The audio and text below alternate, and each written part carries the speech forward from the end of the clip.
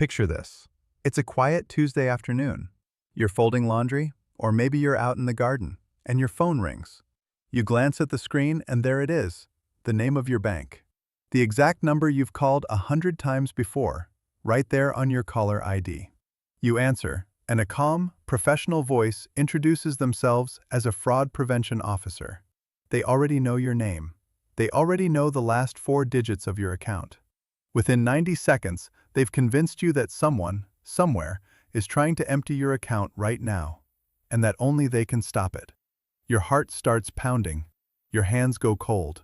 And here is the part almost nobody understands until it's already too late.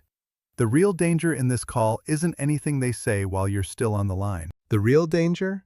The part that actually empties your account happens in the seconds right after you hang up the phone. Feeling relieved, feeling safe, feeling like you just dodged a bullet. Stay with me to the end of this video, because I'm going to show you the exact moment this scam flips from a phone call into a catastrophe. And the one habit that stops it cold. Every single time, no matter how convincing the caller sounds. Hi everyone. For those who don't know me yet, I'm a security expert with 20 years of experience, a former anti-fraud investigator. This is where I share a lot of useful things to keep you safe, so make sure you subscribe. Now, let's continue. I want to start by telling you something that might surprise you.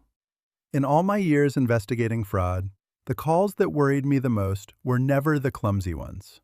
Not the ones with bad grammar, or the obviously fake robotic voice, or the caller who mispronounces your name. Those get hung up on in 5 seconds, and everyone moves on with their day. The calls that worried me were the smooth ones.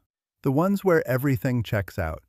The number on the screen matches, the voice is warm and patient. They know details about you that a stranger simply shouldn't know.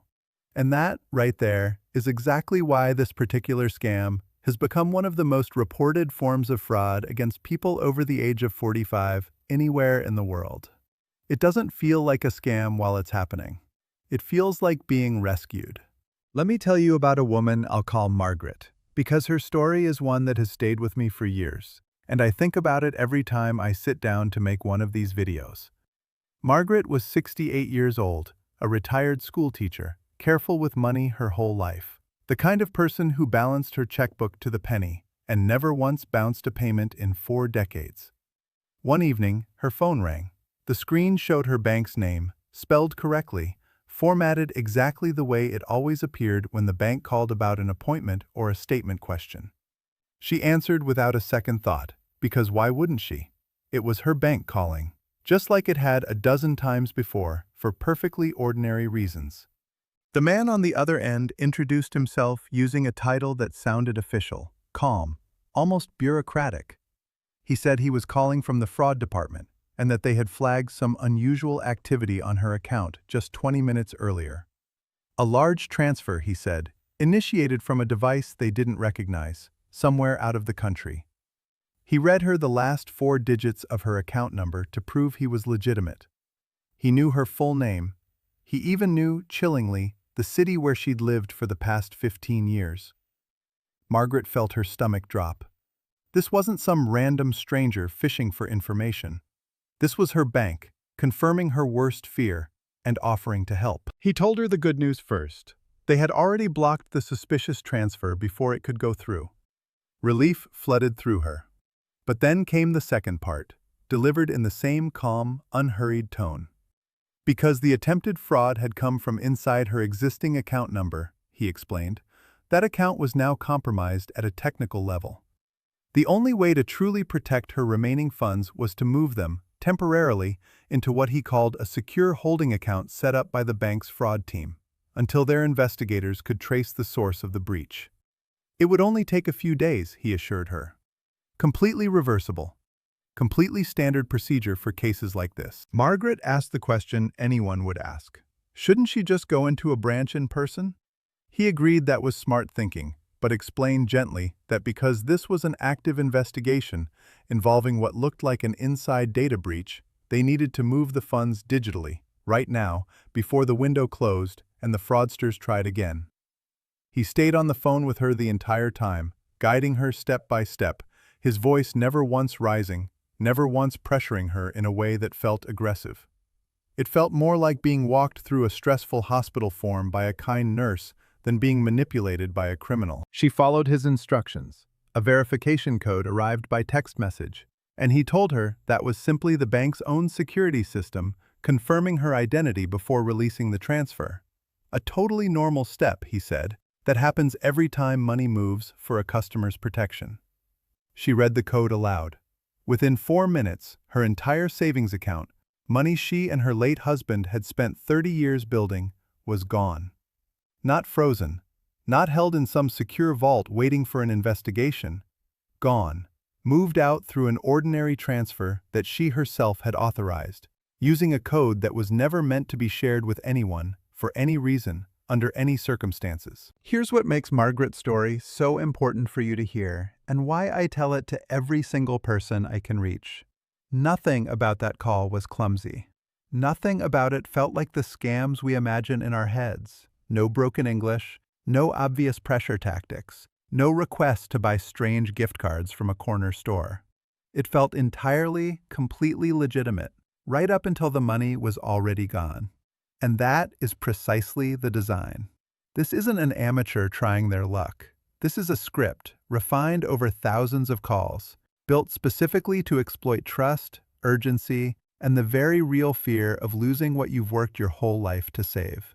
So let's walk through exactly how this works, piece by piece, because understanding the mechanics is what protects you, not just being told to be careful. The first piece is something called caller ID spoofing. This is the technology that lets a caller display any phone number they want on your screen, regardless of where they're actually calling from. It sounds almost impossible, I know. How can someone just make their number look like your bank's real number? But the technology behind it has existed for years, and it's shockingly accessible to anyone willing to use it for the wrong reasons. Your phone has absolutely no way of verifying that the number displayed is the number actually calling you. It simply displays whatever information the caller's system sends. This single fact is the foundation of almost every version of this scam. And once you truly understand it, you'll never trust caller ID the same way again. Which, frankly, is exactly the mindset that will keep you safe. The second piece is information gathering. Before that phone ever rings, these criminals have often already collected pieces of your personal information from other sources. A previous data leak, a public record, sometimes even information you posted yourself on a social media profile without realizing how much it revealed. Your full name, your city, sometimes partial account numbers obtained through smaller, less noticeable breaches. They don't need your whole life story. They just need enough fragments to sound convincing for the first 30 seconds. Because that's really all it takes to establish trust. Once you believe you're speaking to your bank, your guard drops.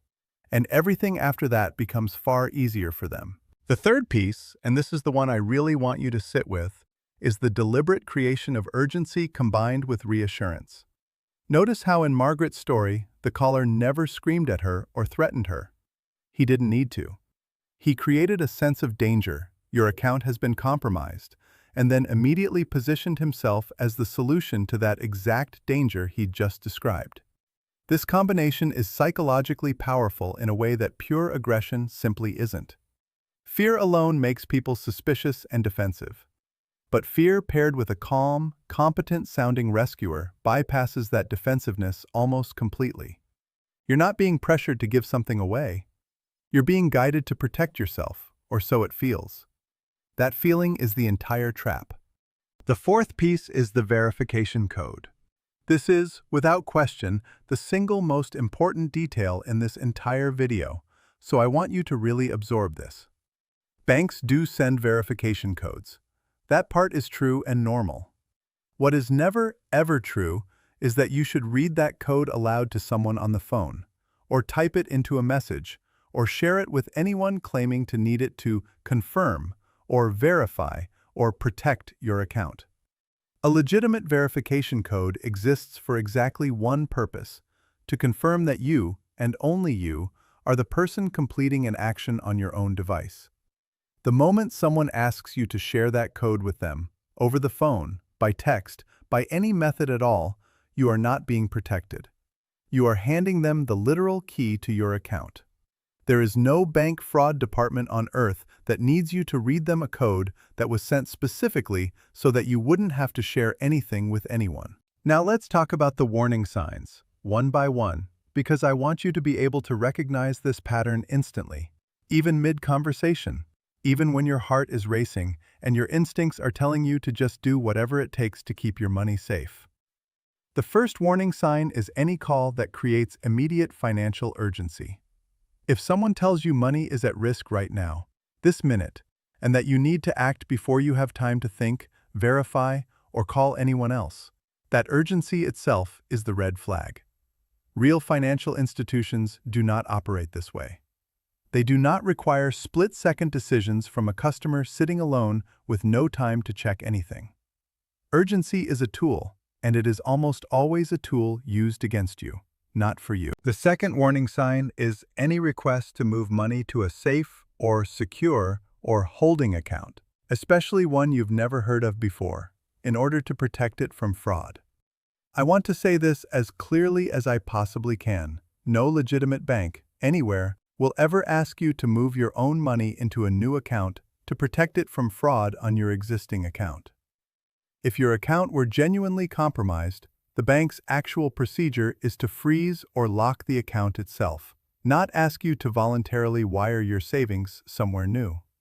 This single sentence, if you remember nothing else from this video, could save you everything you have. The third warning sign is being asked to share any code sent to your phone. I already covered this, but it bears repeating because it is that important. Any code, any 6 digits, any 4 digits, any just read me the numbers you just received, the answer is always no, without exception, regardless of who is asking or how official they sound. The fourth warning sign is a caller who discourages you from hanging up and calling back independently. In Margaret's case, when she suggested going to a branch, the caller didn't refuse outright. He redirected her, gently, back towards staying on the phone and acting immediately. Any legitimate representative from your actual bank will never object to you hanging up and calling the number on the back of your card to verify who you're speaking with. In fact, they will encourage it because they have nothing to hide. A caller who resists this, who finds reasons why it won't work or will take too long or the window will close, is telling you everything you need to know about their true intentions. The fifth warning sign, and this one is subtle, is a caller who already knows some of your personal details. I know this seems backwards. Shouldn't knowing your name and city make them seem more legitimate? But remember what we discussed. This information is often obtained beforehand from other sources entirely unrelated to the bank itself. Knowing fragments of your personal information proves only that your information has been out there somewhere. It proves nothing about who is calling you right now. I want to add one more layer to this, because I think it's the piece that gets left out of most conversations about this topic. Why does this particular scam target people over 45 so specifically, so relentlessly, out of every age group that exists? It isn't because younger people are somehow smarter or more careful. I want to be very clear about that. Because plenty of younger people fall for entirely different versions of fraud every single day. It's because of something much simpler, and honestly, something rather admirable about this stage of life.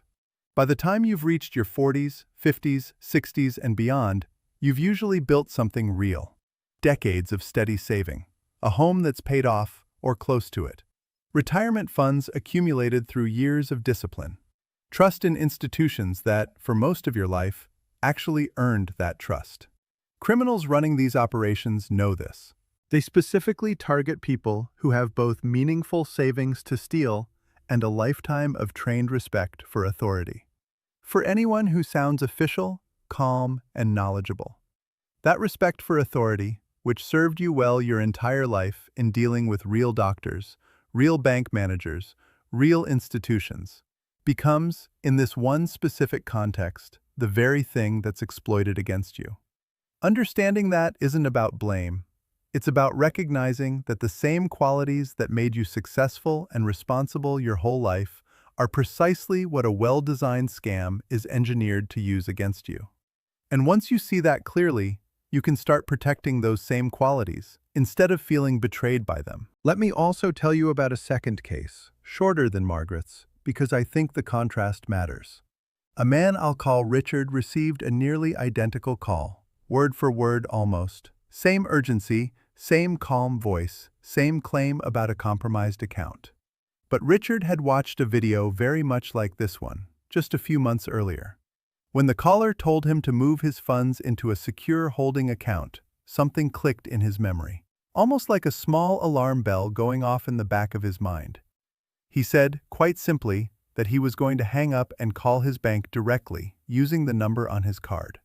The caller, notably, tried to keep him on the line, insisting there wasn't time, insisting the window would close. Richard hung up anyway. He called the real number on the back of his card. The actual bank had no record of any suspicious activity whatsoever. No fraud alert, nothing at all. Richard lost nothing that day. Not because he was smarter or more naturally suspicious than Margaret, but because he had one single piece of knowledge sitting ready in his mind at the exact right moment. And he used it without hesitation. That's really the entire difference between these two stories, and it's the entire reason I keep making videos like this one. Knowledge, held ready before the moment of pressure arrives, is the only defense that consistently works, every single time, regardless of how convincing the call is. I also want to walk through a few of the phrases these callers tend to lean on. Not so you memorize a checklist, but so the pattern becomes familiar to your ear, almost like recognizing a tune you've heard before. Phrases along the lines of, "for your protection," or "to secure your funds," or "this is standard procedure while we investigate," or "I understand your concern, but time is critical here." These phrases sound entirely reasonable individually. Almost every one of them, taken on its own, could theoretically appear in a completely innocent conversation somewhere else. But when they appear together, stacked one after another, wrapped around a request involving your account, your money, or a code sent to your phone, that combination becomes the pattern. It isn't any single phrase that should alarm you. It's the shape of the whole conversation: urgency, reassurance, secrecy, and a request to move money or share a code, all appearing together within the same call. There's another detail worth knowing, because it explains why these calls so often happen in the evening or on a weekend. Criminals running these schemes deliberately choose these times, because your actual bank's fraud department and its regular customer service lines typically operate reduced hours outside of normal business days. That means, if you do feel a flicker of doubt and try to verify what you were just told, you may find it harder to reach a real, live person immediately. This isn't an accident. It's a calculated part of the timing, designed to make you feel like acting immediately, on the caller's terms, is your only real option.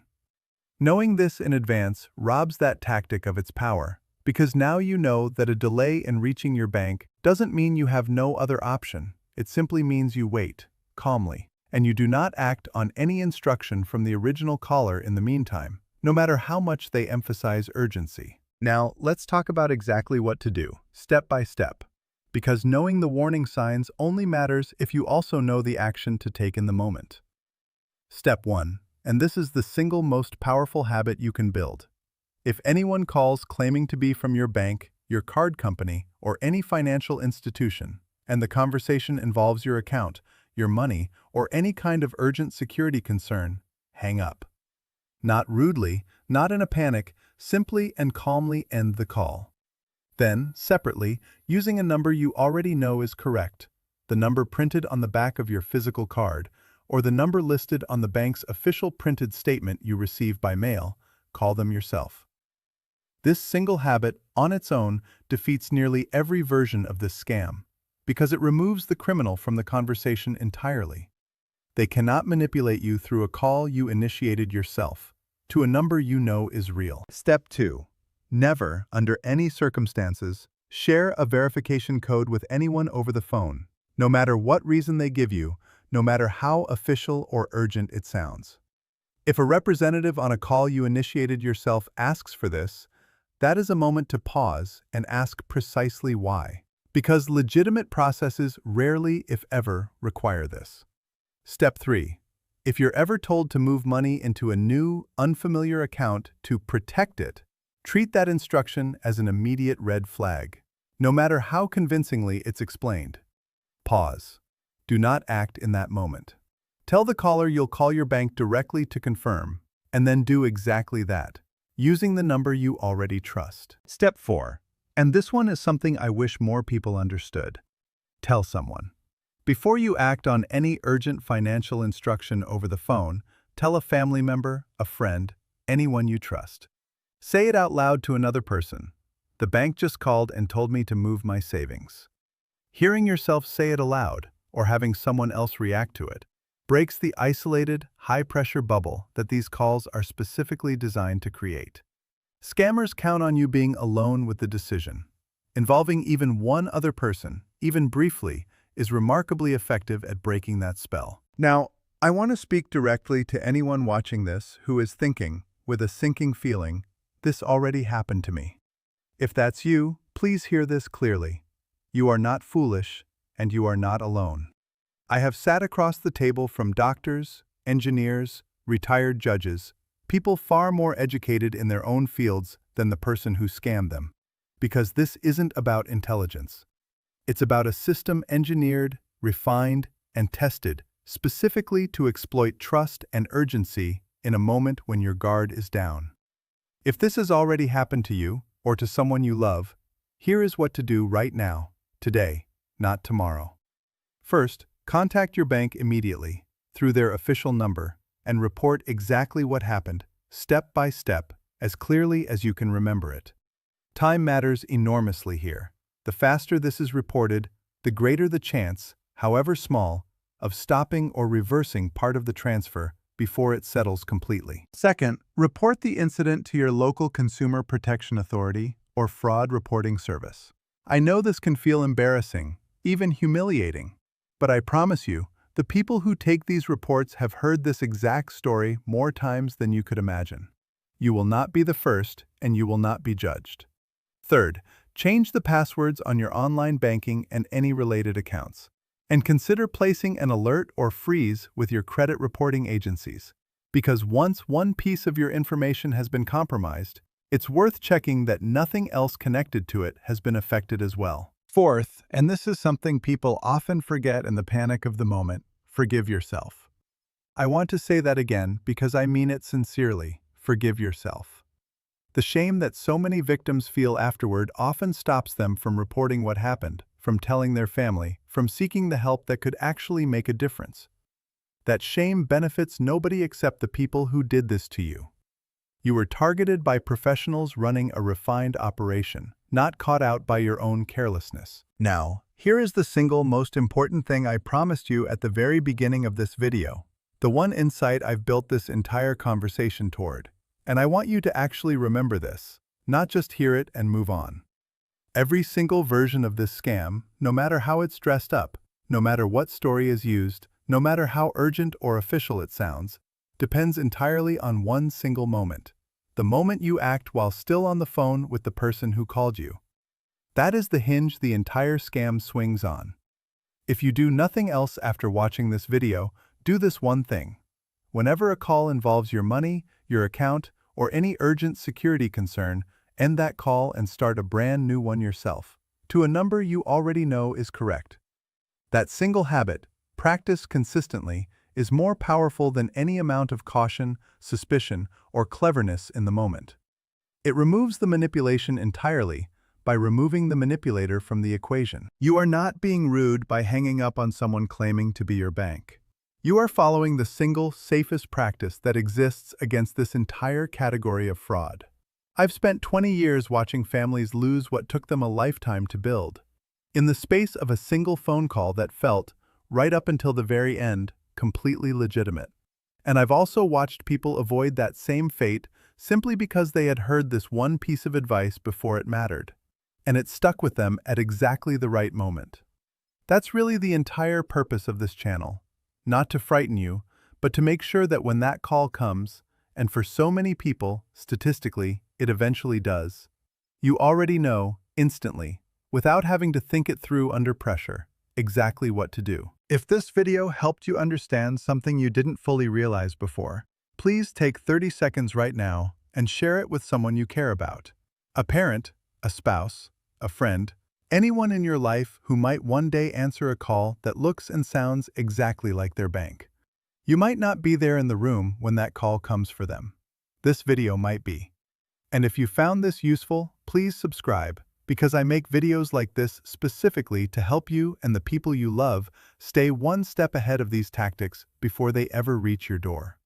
Thank you for staying with me all the way to the end.